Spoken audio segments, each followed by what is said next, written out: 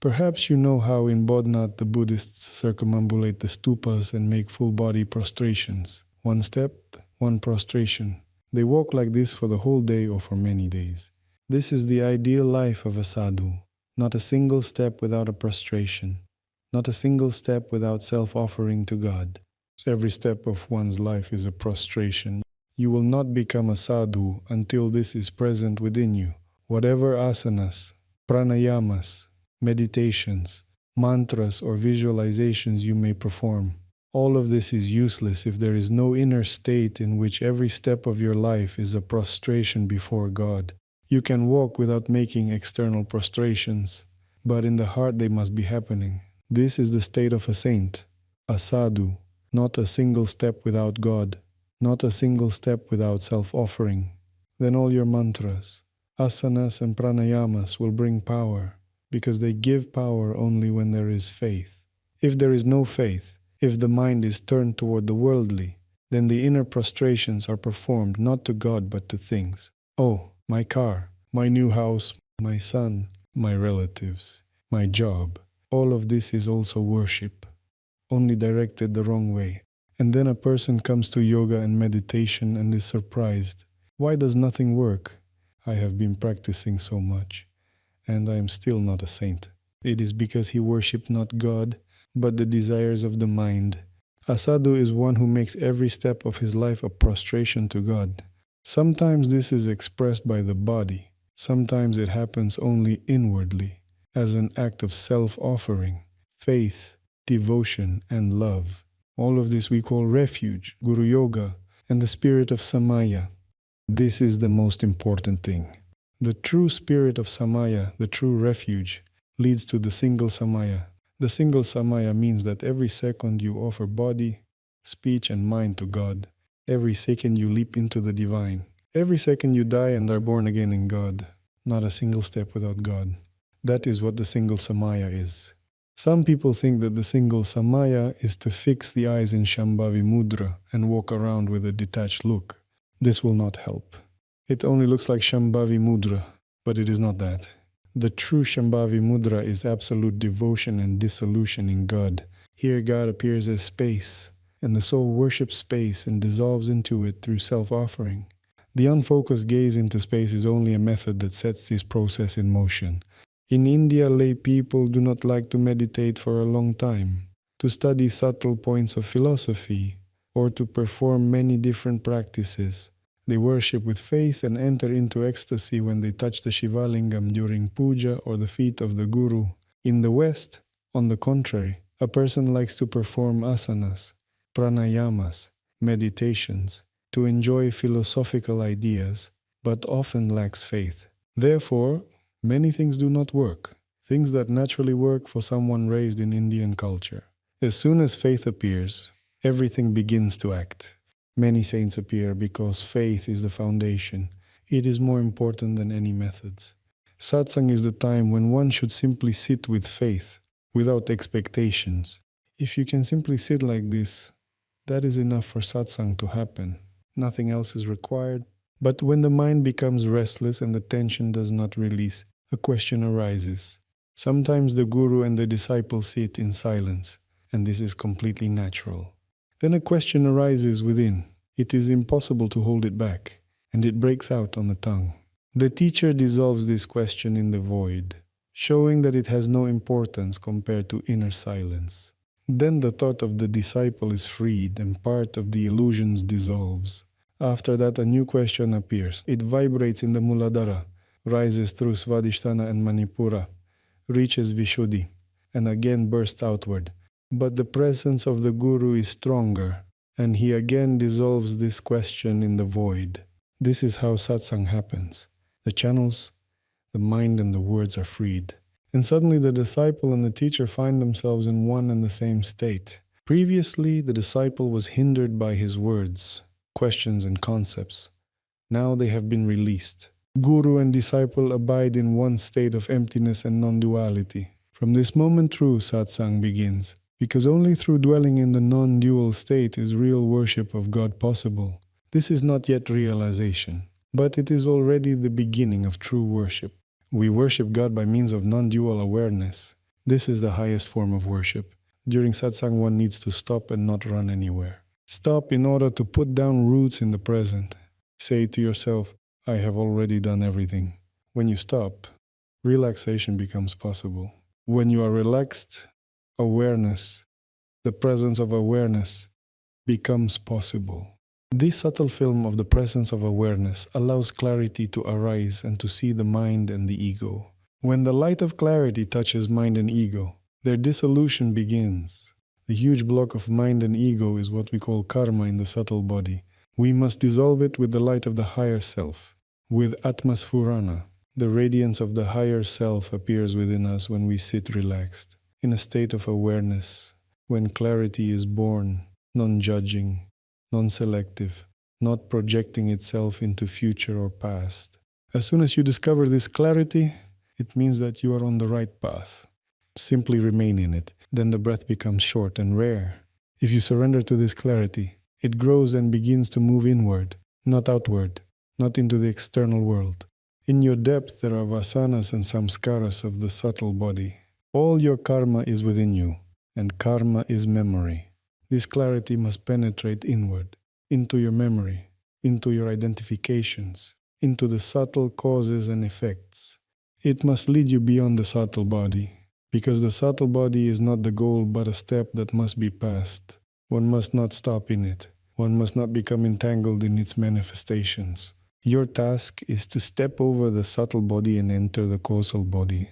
And already from the state of the causal body you begin to free the memory of the subtle body, dissolving it with the radiance of the causal light. The subtle body is like a warehouse or a library of video recordings. There are all the records of your past incarnations, dreams, illusions, thought forms, hidden tendencies. All of this is stored and waiting, like a huge warehouse full of digital media. You only need to press a button and everything starts to unfold. Our task is to dissolve the subtle body, not to contemplate it endlessly. One lifetime is not enough to review everything. You have already been doing this in past lives.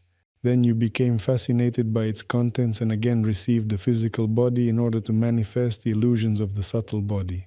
Now the task is different, not to keep watching it out of curiosity, but to recognize the necessity of dissolution. It is as if you have been watching films for a long time, action movies, horror films, melodramas, science fiction, mystic stories, again horrors. At some point fatigue comes. How long can this go on? I am tired. I want to be myself. I no longer want to live through external stories. I want to be my inner essence. Then you collect all these films and throw them away. The world of hell is a horror film. The world of the asuras is an action film. The world of humans is a melodrama. The world of samsaric gods is an epic with elements of a musical. The world of pretas is a heavy drama with an admixture of fear. All of this is dense, dark tunnels of reality. But the soul is much higher and purer than this. It is divine. However, becoming fascinated by these worlds, we identify pure consciousness, which has nothing to do with them, with all these files of the subtle body. And then in each world a body is formed in order to experience the corresponding kind of experience. If you love action films, in the next life you will receive the body of a warrior and will experience everything in three-dimensional graphics. If you tend toward melodramas, you will be born into a family where there will be a deep purification of the Anahata chakra. There you will have to deal with complex relationships, marriages, divorces, love, friendship, and pain. If the mind is drawn to horrors, you will receive an illusory body in the world of hell in order to experience the fullness of these impressions. The mind always receives what it wants. Of course, there are many factors. In hell you can be the tormented or the tormentor. Everything depends on the tendencies of consciousness. Likewise, in the world of the asuras, you can be an asura, a teacher of asuras, or even a god who has accidentally fallen there and does not understand what is happening. Consciousness is manifold, and therefore karma is many-layered, but our real task is to dissolve the subtle body and to enter the causal. The causal body is another state. similar to deep sleep without dreams. There are no images there, no time and space, no directions, and no five elements. Everything abides in a causal, embryonic state, like in a world of quantum indeterminacy. This is our phase before birth. Their reality has not yet taken shape as name or form. Time and space are not defined. The tattvas are not manifested. Everything abides as a silent potential, a foretaste of being. We must, by the power of awareness, penetrate into the causal plane, passing beyond the subtle body, and become established in the causal state.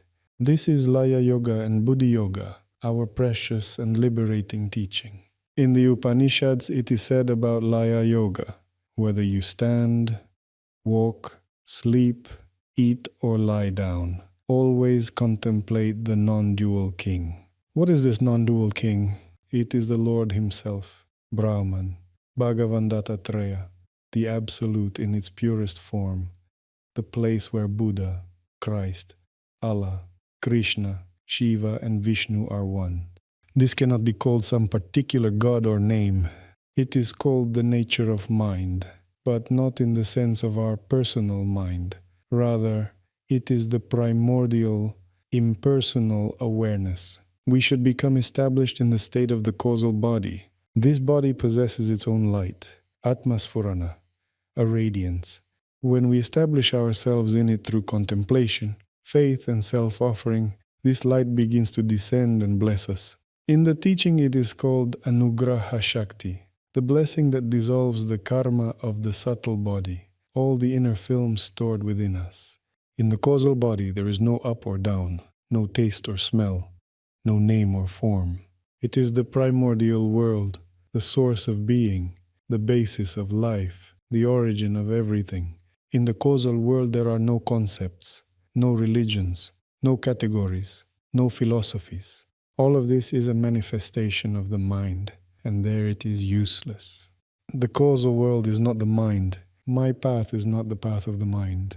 But I speak with the words of the mind, because for now there is no other language for conveying truths that are beyond mind.